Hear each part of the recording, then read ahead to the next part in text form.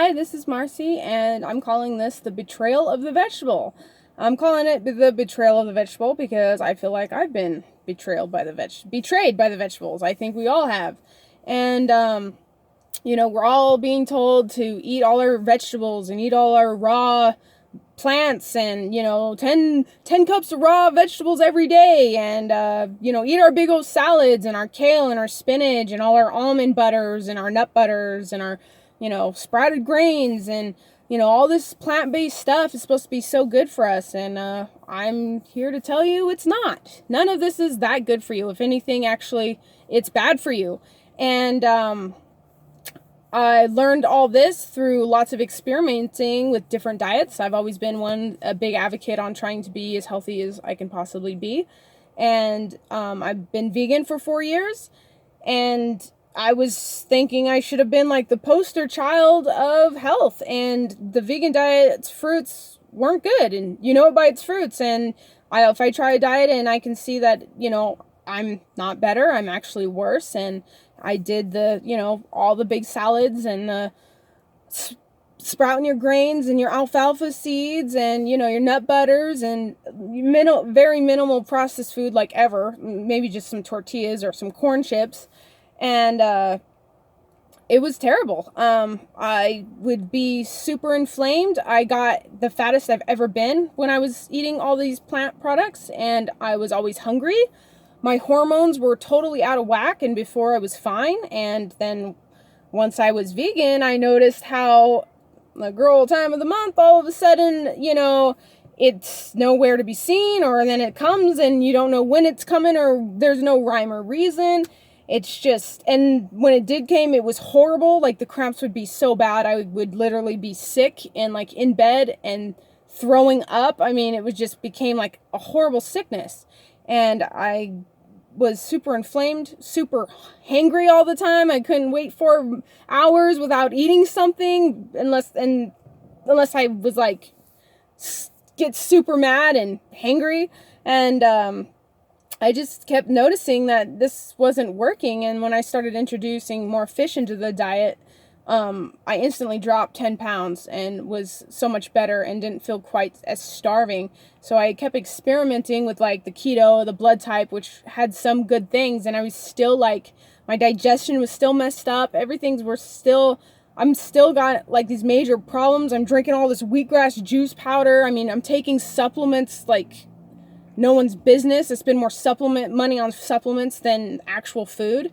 And it was still like, I feel like crap. Like it was still bad. And then I learned how all these plant foods that are so healthy for us, like our kale, and how they have all these natural pesticides on them. And it's their protection mechanism from animals and plant or insects and humans, because they can't get up and run away. So they protect themselves through these things. And they have oxalates, which is like little glass shards. So when you're eating, which you cannot cook out, you can cook out some lectins and pectins, but you cannot cook out oxalates. And so when you're downing down all these almonds, for one thing, I was a big almond butter fan because it was in our almond flour and all that. And our bodies are not built. We're not cow, we're not goat, we're not built to eat all these plants in such a concentrated form, and especially all year round. So most people have oxalate poisoning and they don't even know it. And I cut out all these oxalates, and then pretty soon I'm going, well, what can I eat? And the only food left on the menu is meat, which oh no, red meat's supposed to be so bad for you. And I'm here to tell you, we've just been totally duped. It's all a lie. Meat is still the most biologically nutritious food for the human body. Our bodies can actually absorb the nutrition that is in meat. And it cannot absorb these things they claim that are in spinach and our kale and our plant-based, because the body is not biologically able to take the nutrition from these foods. It's just not possible. That's too bound up with oxalate poisoning and lectins and pectins. And so all this, food we're eating is actually doing us more harm than good. All these plant-based foods. And the red meat, as soon as I changed that, I could instantly feel better. I was, it's easier to stay satisfied longer. I'm not munching out on stuff I shouldn't be.